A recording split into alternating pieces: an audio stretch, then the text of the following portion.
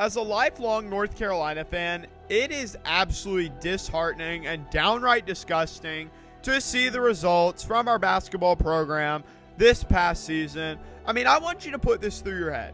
North Carolina went from making this magical run in the NCAA tournament, playing in the national championship, actually being up 25-40 at halftime, blowing that lead, losing that game, losing the national championship, somehow convincing 4 starters to come back when they definitely could have gone to the NBA, or at least I know for 3 of them, getting 4 starters to return. And now, North Carolina has missed the NCAA tournament. They have declined their NIT invitation. And I'm not saying, oh, North Carolina should have won the national championship this season. No, they shouldn't have, because they played like crap. It's a bad look on the players, on head coach Hubert Davis, and honestly, the entire university. And honestly, I think it's a bad look that we turned down the NIT, because it makes us look arrogant and it makes it look like this team is above the NIT when they are not. In the past, yes, North Carolina teams are above the NIT. Not this North Carolina team. It's just not. Like, let's put this whole season in perspective for you. North Carolina finished the season with a 20-13 record. Obviously not good for the Carolina standard, but it wasn't like it was a pretty 20 wins either. There were not many blowouts, even the little money games that literally were only there for blowouts. They weren't even really blowouts. Honestly, it looked like the players, with an exception of a couple, I'm looking at Leaky Black and Armando Bacot and sometimes RJ Davis, but the rest of them did look like they didn't care if they were there or not. They only cared about their NIL deals, or how many shots can I get up? Is this going to be good on social media? Which, if you want to see a whole video talking about basketball and social media, you can check out my last video. There will be a link down in the description.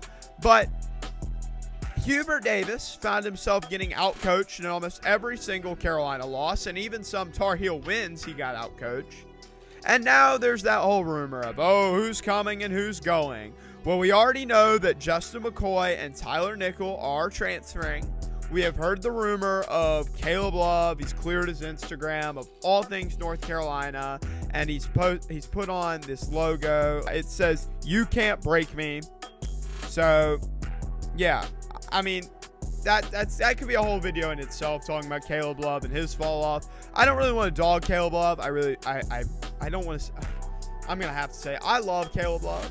I just do, and I'll forever be grateful if he does choose to transfer. I will forever be grateful for what he's done for the university, because, like, I mean, he basically, that shot against Duke in the Final Four ended Coach K's career. So for that, I am forever thankful for Caleb Love.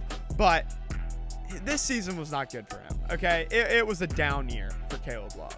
And he went from like being a late first-round pick to undrafted at this point. He's got to stay. He can't go to the NBA. I mean, he's got to stay in college. He doesn't have to stay in the University of North Carolina. In fact, I don't think he will. But for Justin McCoy, I mean, I'm not that upset. He didn't contribute much on the floor. I mean, he's a nice guy. He seems very chill and very fun, but he didn't do much on the court. And at the end of the day, we're looking for somebody who can contribute to winning basketball games. But Tyler Nickel, I am very, very high on. He's only a freshman. He just completed his freshman season in North Carolina. He was arguably North Carolina's best shooter. And honestly, that's something that Carolina really, really needs, is a pure shooter.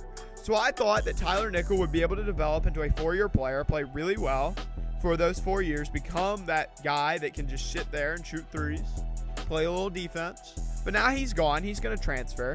And that's terrible, because North Carolina as a team shot just 31% from the three-point line. And with no pure shooters on this team, I don't understand why we didn't attack the basket. We have Armando Bacot.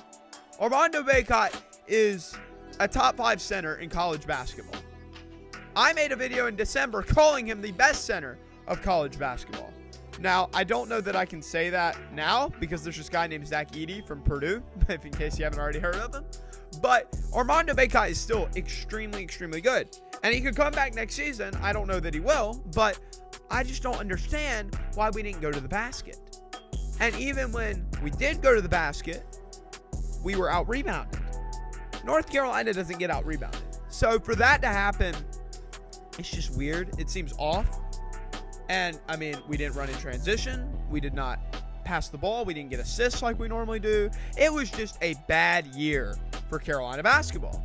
And it was really, really hard to watch as a fan.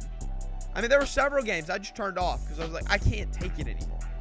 Because this team was playing so bad. And it starts with coaching. Hubert Davis and his coaching staff and the culture he brings in. That shows that is the number one factor to the result we will get on the court. As for recruiting, North Carolina has 2 4-star recruits coming into Chapel Hill this summer. And for the class of 2024, this class is absolutely stacked. They have several 5-star recruits, but who knows? If Hubert and company fail to make a run next season and fail to even make the NCAA tournament, then who knows? With the current landscape of college basketball, where everything is about me and what can I do to make it to the NBA quicker, who knows if they'll stay committed or not. With the transfer portal, it's just a mess. The state of college basketball, it is really, really hard to recruit and keep recruits, because you've got to keep your recruits that are already there, and then you have to recruit new players. And with all the little other things like going overseas and the G League, and now Overtime Elite is trying to make a run at it, it's for high school kids. It's just becoming really hard for college basketball. But if Hubert Davis, he's on a prove-it year. He really is for next season. Because he's got to realize that the University of North Carolina, when you decide to coach at the University of North Carolina, at one of the most prestigious universities ever, when it comes to college basketball, you have to understand that you're under a tight leash. Because the players, the university faculty, the big donors, and just straight up fans like you and I expect excellence. So when you continue to screw up and get out coached, that's not a good look for you. Take a look at was it Matt Doherty?